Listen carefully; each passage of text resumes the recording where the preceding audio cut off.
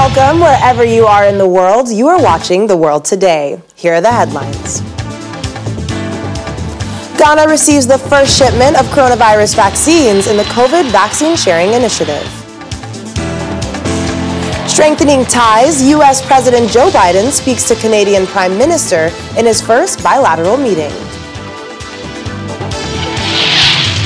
Plus, in a withdrawal of support, Amnesty International strips Kremlin critic Alexei Navalny of his prisoner of conscience status over his utterances.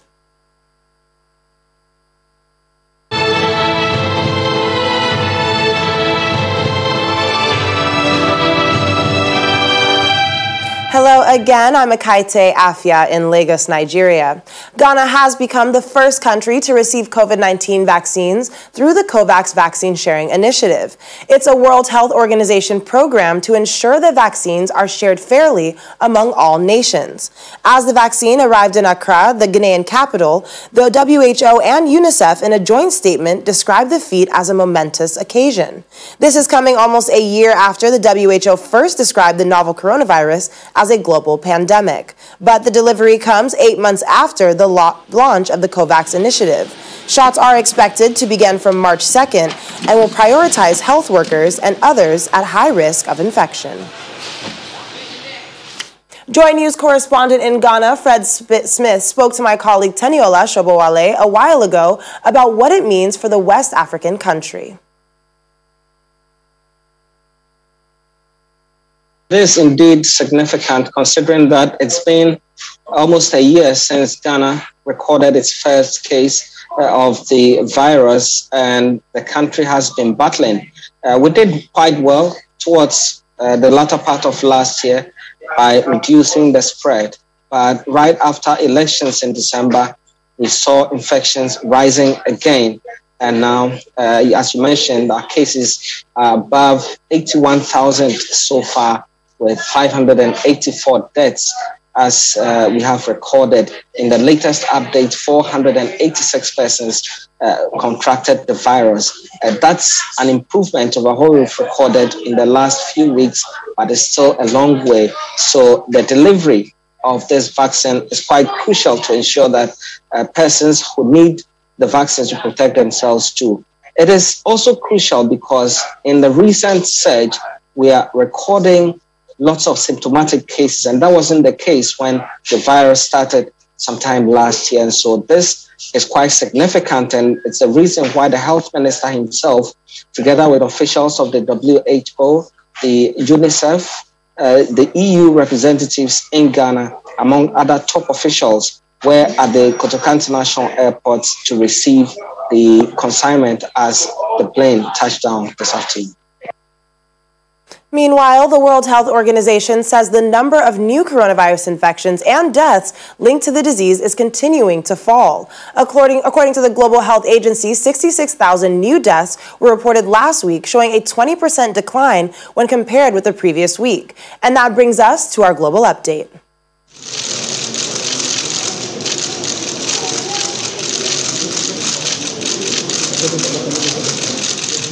We begin with Malaysia, where Prime Minister Muhyiddin Yassin has been given the first shot of a COVID-19 vaccine as the country launches its inoculation program.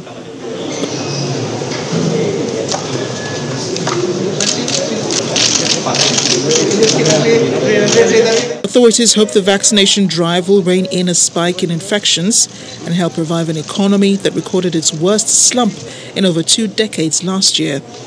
Malaysia has an ambitious target of vaccinating at least 80% of its 32 million people by February next year.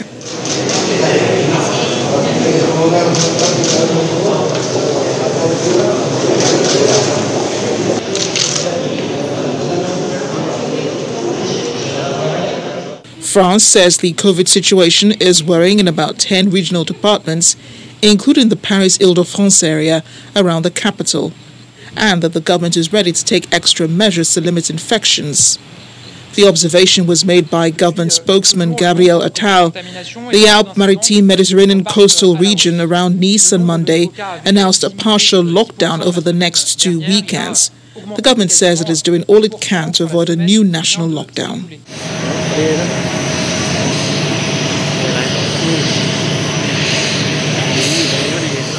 Thailand has received its first 200,000 doses of the Sinovac Biotech Coronavac, the country's first batch of coronavirus vaccines, with inoculations set to begin in a few days. Most of the doses have been reserved for frontline medical workers. According to the Health Minister, Anutin Chandrabhogal, 117,000 doses of AstraZeneca COVID vaccine would also arrive today, and that Prime Minister Prayuth Chan-o-cha would be among the first recipients.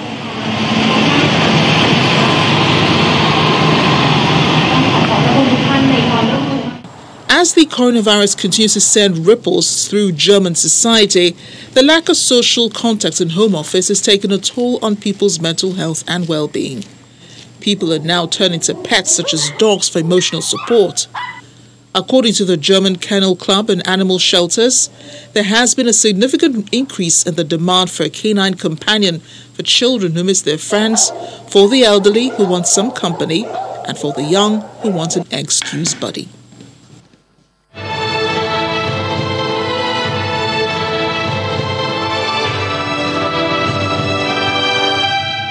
Moving away from the pandemic, a German court has sentenced a former member of Syrian President Bashar al-Assad's security services to 4.5 years in prison for facilitating the torture of civilians. It would be the first of such verdict for crimes against humanity in the 10-year Syrian civil war. The verdict gives hope to 800,000 Syrians in Germany who say they were tortured in government facilities after attempts to establish an international tribunal for Syria failed. It's for us, it's great. You know, it's a historic decision, in fact, and historic day for not for us as Syrians. It's historic day for justice in whole the world. The decision today clarified that any people not just commit crimes against humanity, who facilitate, who support, that will not give him any excuse to have impunity. U.S. President Joe Biden has held his first bilateral meeting since entering the office with leader of neighboring Canada, Justin Trudeau. The meeting, which held virtually, highlighted mutual policy priorities around climate change and China. They both vowed to align climate goals to achieve net zero emissions by 2050. Our correspondent, Maria Byrd, reports. We both recognize our responsibility as leading democracies to defend our shared values around the world and to strengthen our own democracies at home. That means rooting out systemic racism and unconscious bias from our institutions and our laws, as well as our hearts. The U.S. and Canada, two neighboring North American countries, are reestablishing their strong partnership. The ambitious new partnership roadmap based on shared values and priorities that will guide our countries' work together over the coming years. In the face of COVID-19, of climate change, of rising inequality, this is our moment to act. So we're not wasting any time in getting down to work. Job one remains keeping people safe and ending this pandemic. This afternoon, the President and I discussed collaboration to beat COVID-19, from keeping key supplies moving and supporting science and research to joint efforts through international institutions. We're standing united in this fight. While President Biden is managing foreign relations, meeting with Canadian Prime Minister Justin Trudeau, U.S. Senate began to hold hearings on Capitol riots. These criminals came prepared for war. They came with their own radio system to coordinate the attack and climbing gear and other equipment to defeat the Capitol's security features. I am sickened by what I witnessed that day. Let me be clear. Optics, as portrayed in the media, played no role whatsoever in my decisions about security. Chief Son was pleading for the deployment of the National Guard. And in response to that, there was not an immediate yes. The National Guard is responding. The response was more asking about the plan. What was the plan for the National Guard? The response was more focused on, in addition to the plan, the optics, how this looks As the U.S. Senate heard testimonies regarding the protocols and procedures that failed, a New York police officer was arrested for being one of the rioters on January the 6th. The FBI in New York released a tweet identifying the officer. The U.S. Congress is working to unravel the incidents that occurred during the insurrection at the Capitol, while the Biden administration continues to tackle foreign affairs. Joining us now is Channels Television's Washington correspondent, Maria Byrd. Maria, thanks for joining us today. Thank you for having me.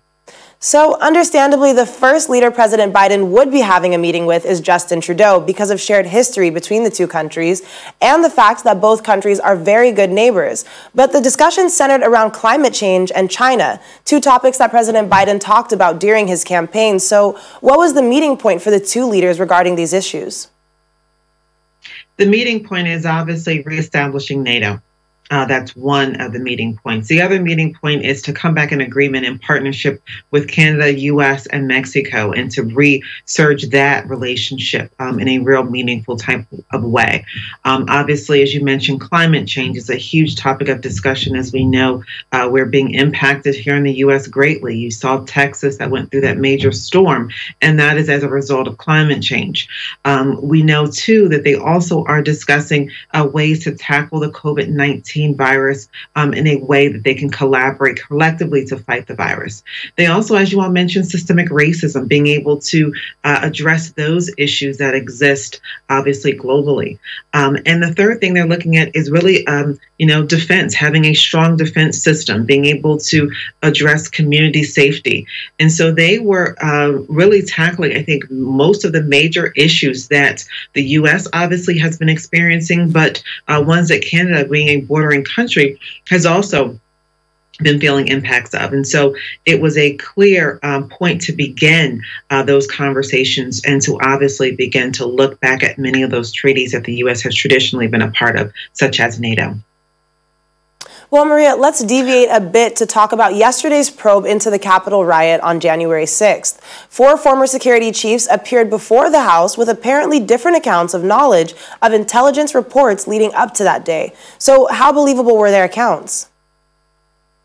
It was quite amazing to watch the congressional members listen to the accounts. It's one thing to watch the video footage, which I think has riveted the whole world, but to listen to the actual accounts that were given by the various former officials of the Capitol and also the police chief of Washington, the Metropolitan Police Department, to kind of see how the stories, some aligned, some didn't align, but I think the real point for Congress was to say, I want a step-by-step understanding of the protocols that were failed, how these protocols failed, and I think they received that. And I think that they are even more assured as to some of the breaches in security that existed on that day.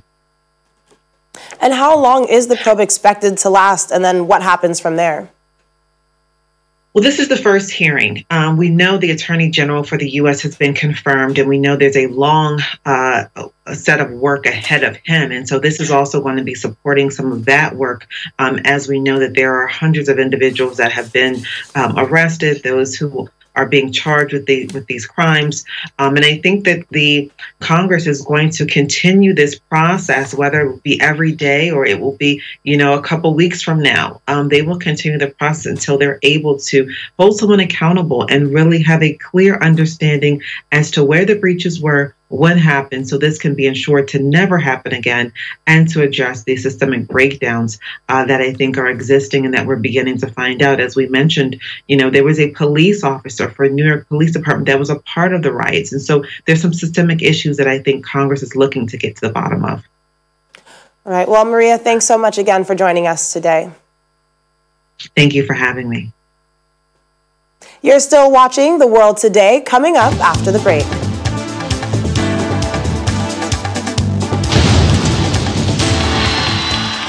With Britain's Prince Philip still in the hospital, many in the country hope and pray he makes a full recovery. Stay with us.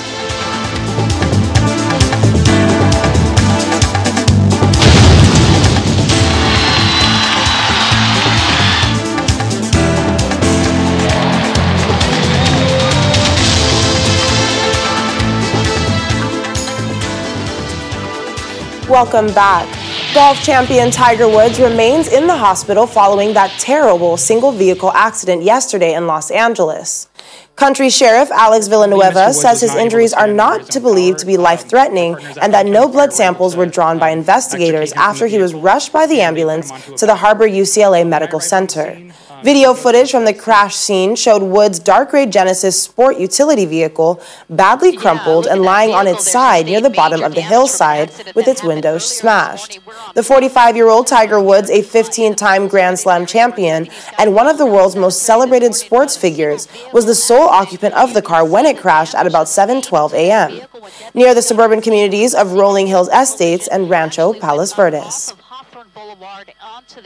Unfortunately, Mr. Woods was not able to stand under his own power. Our partners at LA County Fire were able to extricate him from the vehicle, and they put him onto a backboard. When I arrived on the scene, Mr. Woods was seated in the driver's seat. I made contact with him, and I ensured that he was able to speak to me. At that time, he seemed that as though he was still calm and lucid. I made the determination that it would be safer to wait for LA County Fire to help remove him instead of trying to remove him myself. Protesters in Myanmar are taking their demonstrations to foreign embassies in the country. Today, they were at the Thai and Indonesian embassies in Yangon, the country's capital. This comes after the military-appointed foreign minister flew into Thailand for talks with the two neighbors as they intensify efforts to resolve a crisis over the Myanmar coup. Indonesia is currently in talks with both the Myanmar military and the committee representing ousted Myanmar lawmakers to contribute to problem solving in the country. Indonesia has taken the lead within the Association of Southeast Asian Nations in efforts to steer a path out of the crisis. Indonesian Foreign Minister Retno Marsudi says she has conducted intensive talks with the military and the committee representing Pyangduansu Huata, which represents civilian lawmakers. A rights group, Amnesty International, has called on the Malaysian government to explain its decision to deport more than 1,000 Myanmar nationals despite a court-ordered stay. The Kuala Lumpur High Court on Tuesday had granted a stay on the deportation of 1,200 Myanmar citizens held in immigration detention centers, pending an application by Amnesty International and Asylum Access to suspend the plan amid fears over their safety. Over in Nepal, thousands of people are out on the streets for a different reason. They are celebrating a court order to reinstate parliament, dealing a blow to Prime Minister KP Sharma Oli, who had originally dissolved the House and called for an early election. Opponents of Oli, many of them donning red face paint and clothing, representing the color of a rival faction within Oli's own ruling Communist Party, were out on the streets. The anti-Oli faction of the Communist Party said they rejected his autocratic style of functioning. On Tuesday, the court ordered the reinstatement of the nation's parliament. This order came 2 months after Oli plunged the Himalayan nation into political turmoil when he dissolved parliament and called for an early election due to bitter squabbling within the ruling Communist Party. The verdict means Oli, who was elected in 2018 following his party's landslide win in an election in 2017, faces a no-confidence vote.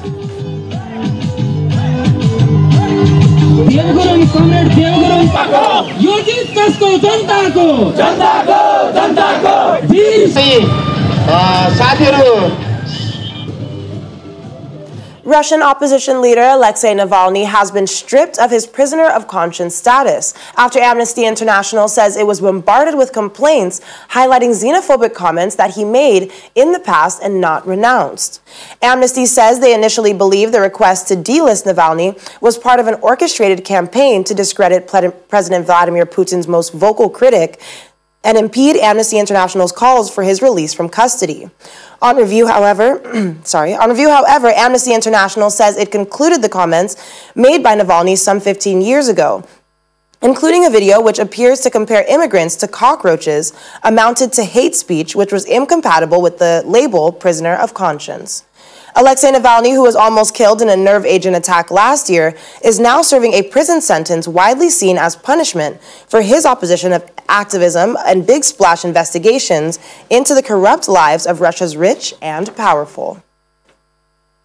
Italy's Foreign Minister Luigi Di Maio today addressed the country's parliament on the attack in the Democratic Republic of Congo, which killed Ambassador Luca Attanasio and his bodyguard. Luigi said it was heartbreaking for him, Prime Minister Mario Draghi, and the families to receive the bodies at the airport. He said their hearts were filled with astonished sorrow and deep pride for the men who sacrificed their lives while in service to Italy, to peace, and while assisting the weakest. According to Congo's presidency, the two-car convoy had been stopped on the road north from Goma by 6 armed men, who killed driver Milambo and led the 6 other passengers away. Army and park rangers tracked the group and firefight ensued, during which the kidnappers shot the 2 Italians. Both WFP and the United Nations have been asked for a report on the incident. Britain's Prince Philip has been in the hospital for 8 days now, and the country is praying for his quick recovery. Buckingham Palace says he would remain in the hospital for several more days to receive treatment for an infection. The Duke of Edinburgh walked into London's private King Edward Hospital last Tuesday evening before he was advised by his doctor to be admitted after he felt unwell, and has spent 7 nights there. Both Philip and the 94-year-old Queen, who have stayed at Windsor Castle, her home to the west of London, have received their first dose of the coronavirus vaccine, and the Duke's illness is not related to COVID.